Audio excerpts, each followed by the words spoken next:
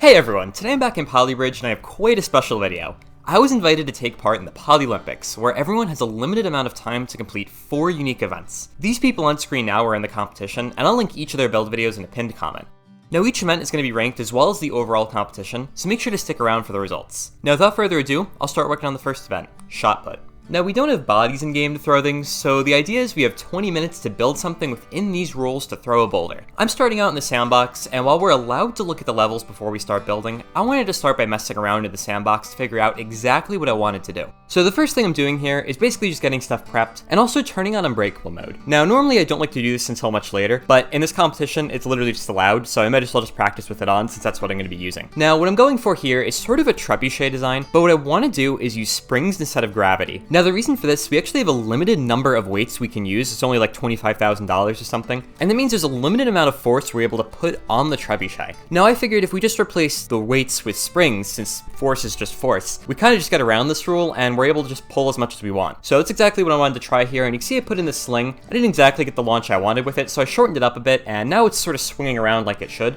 So I put in some platforms and put in a custom shape like this. Now the custom shape, what I end up doing is telling it to collide with everything. So you can see the road's able to pull it back a little bit, but it barely gets anywhere. And just one set of springs is never going to cut this. What I really needed was just massive amounts of springs stacked on top of each other. And after I did that, I got a much better pull. But even so, the springs weren't really pulling back that far. In fact, you can see here, after they rotate the arm about 30 degrees, they're pretty much at their neutral position and they don't want to pull anymore. So I have to lengthen them, and for that, I just delete the springs I have and instead make one really big spring. And here it really pulls it in and actually gets a full rotation. But now I realize the weight is actually falling out of the sling almost immediately. So I work on the carriage a little bit to try to improve it, but I just don't get anywhere with it. So I try adding more springs because I'm thinking maybe if I just have more power, I'll be able to pull it faster and it won't be able to slip out as easily. That's exactly what I'm putting in here. But with 2 of these springs stacked on top of each other, it's really hard to see what's attached to what, and I messed up a bunch of my nodes. So after a ton of fixing, I finally got it here, but it didn't fix my problem. So I sort of just went crazy here and decided to completely encapsulate my weight using just roads. Now, still wasn't really going up that high, so what I did is lowered the mass from 10 polygrams to 1 polygram. I definitely got a much better launch out of this, but it still wasn't going anywhere. So what I did is just deleted the carriage I had, and you can see it's really fast when it just pulls on its own. So I figured, what if I just put the custom shape on top of the steel like this? And once I did that, wow, was that launch way better. That went crazy far. So I increased the mass to 10 polygrams again, since I actually thought that's what we're going to be using in the competition.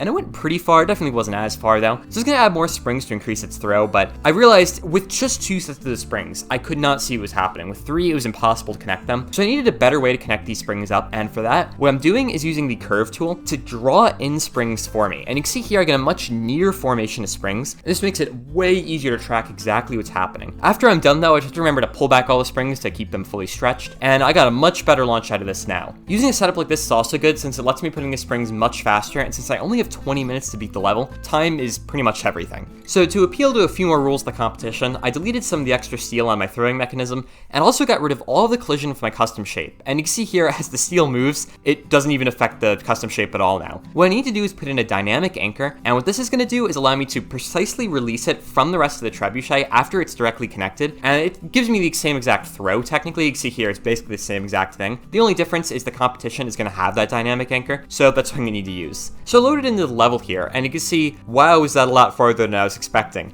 We need to somehow get all the way over the top there. So once I saw that, I knew that the weight of this thing was going to be at max 1 polygram, definitely not 10, because there's no way you can launch something that massive that far without a lot more time invested into it. So I went back into my level, increased the distance to the islands, and decreased the mass of the projectile. And you can see here, as it pulls back, it gets launched straight into the ground. And it's accelerating so much faster now that by the time it releases, it's already going straight down. Now the fix for this is basically just to rotate the entire trebuchet back, and while I can't delay the amount of time the dynamic anchor holds onto the projectile for, what I can do is put its rotation angle back a little bit so that by the time it releases, it's going at 45 degrees, which is the optimal launch angle. So I have the timer in the top left. That's exactly how much time I have left. Start out with 20 minutes. And the first thing I'm doing is basically just a simple recreation of what I had. Not exactly 1-to-1. I just wanted to get it roughly to be about the same since it worked out so well. After I got the frame in place, you can see I'm putting in the springs, and while it still takes plenty of time to put in all these springs, I think I spend 2 minutes on it, it's way faster than it would have been normally since I don't have to worry about any nodes intersecting each other or accidentally touching each other or anything like that. They just sort of work. What did take longer than I expected was actually pulling back all the springs to make them fully stretched. Now, the reason this took so long is you see at the bottom, all of the springs on top of each other are layered so much, I can't see what I'm pulling back, and it means I really can't pull back all of the springs without moving the nodes out of the way to be able to reach all of them. So that cost me a bit of time. You can see here, it almost took 3 minutes to pull back all the springs. But once I had that, the springs are pulling back fine. I have no rotation point though, so it just pulls straight down the catapult. Now, to add a rotation point, what I need to do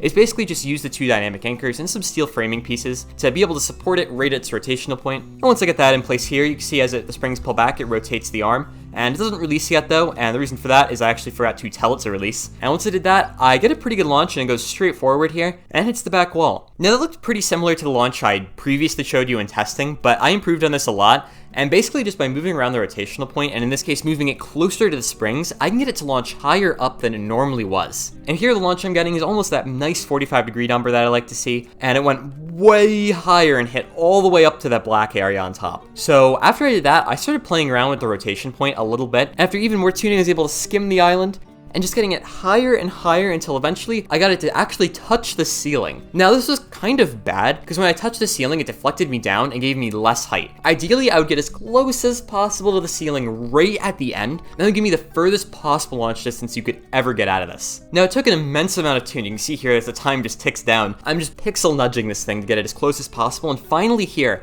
I got this nice scrape of the ceiling. I have no idea how close that was, but it was ridiculous. And it wasn't perfect. Ideally, it would be further to the right when I'm right against the ceiling, but I saved what I had because I figured that was really good. Anything else I did was probably just going to be worse. And in fact, that was the case. Now, what I tried doing here was going for a launch where it actually ran into the ceiling, because this theoretically would have gone further. But after reading the rules more and consulting the event organizers, it ended up being, it's not how far it theoretically could have gone. It matters how far it actually went. So getting it to barely scrape the ceiling and go as high as possible at the very end was better than it slamming into the ceiling and then running into the ground way earlier. Now this event, the timer actually didn't affect me all that much, because I basically finished my design at 10 minutes. So there's no like big countdown or anything, but I think that's okay. It was definitely a little bit lower stress for me. So how did I do? Actually, this one, I got first place. Now this was an incredibly tight competition. Second place was 1 meter behind me, and third place was 2 meters behind second place. So this was just incredibly tight. All my pixel nudging was literally necessary to get as far as I did. Thankfully I got there though, and I got the win. Moving on though, the next event is high jump. Now of course, we can't jump, but we can make ramps to make cars jump, and that's the goal here.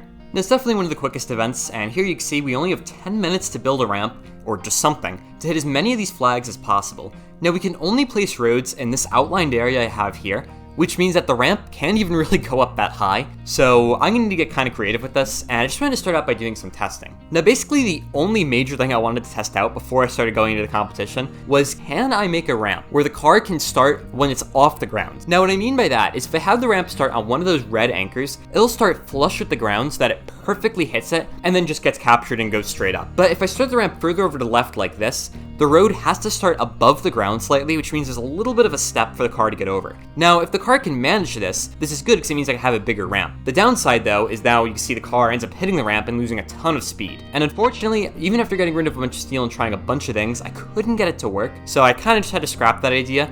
And what I wanted to do was start the ramp on one of those red anchors. Now, pretty much I started doing some experiments here, but there's nothing really to experiment on, so I just sort of went straight into it and started trying it out. Now, we only have 10 minutes to build this ramp, and that is a tight amount of time. So I started out by copying the distance from the left and rightmost anchors, and I was going to originally make a ramp that is 1-to-1 in terms of length and height, but I decided at the last second that probably wasn't going to be the best idea, and I should get the maximum amount of height out of this as possible. So you can see I built up those steel pieces as high as I could within my allotted area, and I just put in some roads using the curve tool, and you can also see I put in a lot of small road segments. Now this to me was crucial. You wanted as many road segments as possible to create a smooth transition for the car from being horizontal to vertical. And that actually got me a pretty good launch there, but I figured I could do better, and the first thing I wanted to try out was smoothing the bottom part of the ramp out. And this gives me a smoother transition from the ground to the ramp. I also added in more roads like this, and by adding in more roads and smoothing out the transition, I can limit the amount of vibrations and just whatever within the car's suspension, which allows me to lose less energy. And this actually didn't net me any more flags directly, but I could tell I was going going a little bit higher. So I adjusted the top of the ramp a little bit and got that last flag and just decided to save there because I figured that was a pretty good spot, and especially if I mess up later, I can at least revert back to that and be happy with it. So I messed with the ramp for a lot longer, and you can see here I put in a ton more road pieces and tried smoothing it out even more, but honestly, I didn't get anything better. In fact, here you can see as I do a comparison, I got the same amount of flags from when I saved when I was 5 minutes in to when I basically finished. Now as for the results, I hit 48 checkpoint flags. Now I thought I did okay here, but that my solution was just a little too straightforward. Turns out though, I got second. Now first place hit 50 flags, and third hit 46. Now in my opinion, the shape of the ramp and the quantity of roads is pretty much everything, so it was crucial to focus on that. Now I'm glad I did though, and thankfully it netted me a good position. Continuing on to the penultimate event, we have weightlifting. Now this is just a budget bridge constructor, and we had to build a bridge to move a limo with progressively increasing weights. So I started out by just looking at the level real quick, just to see what I'm dealing with, and it seems like we have a 16-meter gap, so that's exactly what I recreated. And just like I said, I wanted to try a few different bridge designs, see what would stick, and for that, first thing I wanted to do, make a suspension bridge. Now normally these only work at a larger scale, but I thought it looked cool, and it would definitely be a very unique solution if I ended up doing it. So I put in my cables and tried to get everything ready to go here, but unfortunately it just did that. So I just deleted that, and I wanted to go for a smaller one to see maybe if I just made it too tall and that was the problem. I also tried to make it so that the apex had a node, so that the two pieces were directly pushing against each other. Now, I don't know if there's an advantage to doing this, but it definitely may have been an advantage, so I just rolled with it. After I created that here, it actually was holding up fine, which was kind of shocking. But then the limo went over it and it broke. So I started replacing some of the cables with steel to see if that would maybe improve its stability at all, and it seemed to have some positive effect. So I kept doing it, and then I realized, why don't I just make everything steel? Because look how much better it is. So just going for a simple under-over design like this really seems to get the job done. I also increased the mass of the limo from 5 to 50 polygrams, and here it almost instantly just snapped. So to increase the strength of the bridge, what I did is replace some of the steel pieces underneath it with steel diamonds. Now what these diamonds do is just allow it to basically be twice as strong-ish. And here, while the bridge is getting very stressed out, you can see all the red, it still ended up working. So once I had that, I figured I definitely had the approach set up, and I was ready to go to start making this bridge. Now once I loaded in, I also realized I only had wood and roads to work with. So the first thing I did is put 8 roads in a line, and I started working on my support. So I have 2 wood pieces, you can see they go further down, and the reason for this is I'll have the support of my bridge push against those bottom pieces of wood, which will go against the islands, and this should give me an effective support lower down, which overall should make the bridge stronger. So after that, I used the tracing tool to create a couple arches on the bottom, and then I created an arch on top, created a few wood beams like this, and the idea is what I'm going to be able to do is connect the arch to the rest of the island and be able to support it. And to connect all the beams together, I'm using some wood pieces and creating this spider web sort of shape. And this actually gives me quite a bit of strength here, and you can see I'm able to get across and carry the weight across again. And the third weight is when it's just a little bit too much and it ends up snapping. And it's actually the bottom part of the bridge here that ends up snapping. So what I decided to do was just re-engineer the bridge a little bit and see if I could reduce the load on that part of the bridge. So I recreated what I had, but instead they don't go as far into the bridge. I was hoping to use a larger top part of the bridge like this, or a larger arch on top of the bridge. And I was pretty optimistic about this, but it broke almost instantly. And even after a bunch of tuning, well, I say a bunch, after about a minute of tuning, it just didn't really get anywhere. So I reverted back to what I had. What I wanted to do is replace the broken pieces with wood muscles. Now wood muscles are great because again, they like basically double the strength of whatever you're trying to reinforce. And they're also the sort of fix you could just sort of slap on. You don't need any more planning, you don't need any more bridge design, so it ends up just working out nicely. So after putting the one side, I copied it over to the other side and gave it another test. Now once again here, I broke on the third weight, but it was definitely much stronger. You can see there, even after one road popped, it ended up kind of being fine. So I gave it another test and it actually broke almost instantly. So I turned all the roads into reinforced roads and also reverted that thing that made it break, and gave it another test now. I could see the roads were much less stressed, and I got 4 across here, and it was on the 5th one that ended up breaking. So that was much better than before, and because I really didn't know what else I wanted to do, I decided to put some trusses on top of the bridge as well to hopefully increase its strength even more. Now here I'm going back and forth for quite a while, until eventually in the middle it ended up snapping. So I decided to reinforce the middle by putting a second truss on top of the first one to see if that would fix things. And it seemed to have a positive effect overall, but the bridge still ended up breaking, and it seems like the second truss wasn't reaching far enough. So it's going to add a third truss on top of the second truss to hopefully increase the strength of the overall bridge. But this actually got me over budget, and that's a problem for sure. So even after shrinking it down, I didn't get anywhere. So what I decided to do was delete the third truss and basically just extend out the second truss to complete the third truss's job as well. And once I copied that all into position here, I gave it another test, and it kind of seemed to be working out, but it was still struggling a bit. So what I did is deleted the second truss and really beefed up the first truss, and then added in a really beefed up second truss. And now with this really beefed up bridge, it can keep carrying weights, and it ends up breaking a little bit, and then fully breaking after the next weight. So I needed to reinforce the top part of the bridge a bit more, but I actually didn't have the money for it. So I had to delete some of the wood diamonds from the bottom part of the bridge to give myself enough budget to put in wood diamonds in the top of the bridge. Once I put the two of those in place, I gave it another run, and it seemed to be lasting a little bit longer, which was definitely good news. So I kind of went ahead and put in a bunch more wood diamonds, but at this point, I didn't really have that much budget left, so I deleted a bunch more wood diamonds that I didn't need, and once I did that, I actually had enough to completely steel diamond the entire top arch of the bridge, which should have made it really strong. Now I only had 40-something seconds left, and the copy tool really wasn't cooperating with me, so I ended up losing about 15 more seconds just fighting with it. Finally copied it all over though, got everything back in place, and at 30 seconds, I gave it another run. Now I was looking for any obvious problem because I didn't have enough time to fully run it, so I noticed the top part of the bridge, there's an imbalance between the top and bottom part of the diamonds, so I messed with it for a little bit until eventually I just ran out of time and I had to give it a go. So this is my final bridge here. It was only here it ended up breaking, unfortunately right at the end. And then the carriage ended up slipping off of the limo, which pulled it straight over and it fell into the water. Now, even if it didn't slip off though, I am absolutely certain that limo was never getting over that bump, so it was going to be effectively stuck there forever anyway. Now, as for the final results here, I carried 7 weights. I didn't really know how to think about that at the time. I thought I did pretty well, but I didn't know exactly how I was going to place. And it turns out I actually got 3rd here. So 2nd place got 1 more weight than me, and 1st place got 1 more weight than 2nd place. So had I got that last weight over, it would have been a tie for 2nd. But even if I tuned it so it'd carry over that last weight, I don't really think I was going to beat out 2nd since my bridge was already so close to breaking. So I'm happy with 3rd here. I think I did pretty well. And all that's left is to work on the final event, which is the hurdle run. Should have practiced for this final event. First thing I wanted to do was just start working on some spring mechanisms, since what I'm going to need to do is use some spring cannons to be able to push up the car over hurdles. And if I not go over the hurdles, I lose a bunch of time, so I definitely don't want to do that. After putting in some springs in an X pattern here, it launches straight out of there and it had a ton of power, so I put some roads on it, and it slowed down a bit, but I still figured I'd be able to launch the car. But when I went to really test it, the car kind of went nowhere. And it ended up being that just going for a simple spring mechanism where I have a V shape like this was just sort of the best way to go. The car ended up launching pretty far. After I added in 1 more spring in between the 2 roads, that improved it a little bit, but for the most part, just going for simple spring design seems to be the way to go here. So I loaded up the hurdle run event here and started looking at the level. So it looks like I'll have 4 spring cannons I'll need to make to get over the hurdles. And after that, just started building. So first thing I did is just put in my V-shaped spring thing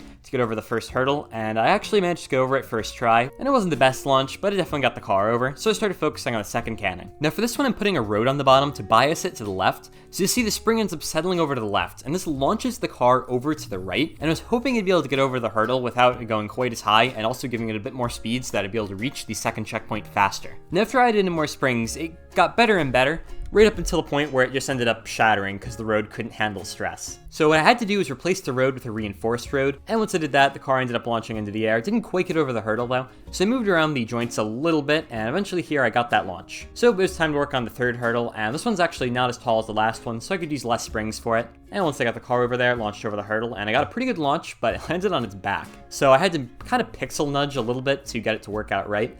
And you can see here, the car lands on its back wheel. It's still moving forward, but I just kind of thought that was interesting. So after putting the springs for the last hurdle there, it got over it, but ended up knocking it over as well. So I added in a couple more springs to hopefully launch it even higher. And you can see here, it launches so high, it almost goes all the way under the flag. It seems like if the car's on its back wheel, it just launches much farther for some reason. Now after doing a bit of tweaking, I ended up getting my launch after the first hurdle to land on its back wheels as well. And I was hoping I would be able to get on its back wheels, and then that would mean that when I get to the second hurdle, I could launch it over 2 hurdles at once, saving me a ton of time. So I focused on the second hurdle, trying to get the launch as far as I possibly could, and I burned quite a bit of time trying to get this as good as I possibly could get it, until eventually, after enough tweaking, I got it to hit the hurdle almost all the way and go over. So I ended up deleting the third hurdle's road, and what I wanted to try to do was pull in the hurdle closer, because the rule was you can't not go over the hurdle. There's no rules about moving the hurdle though.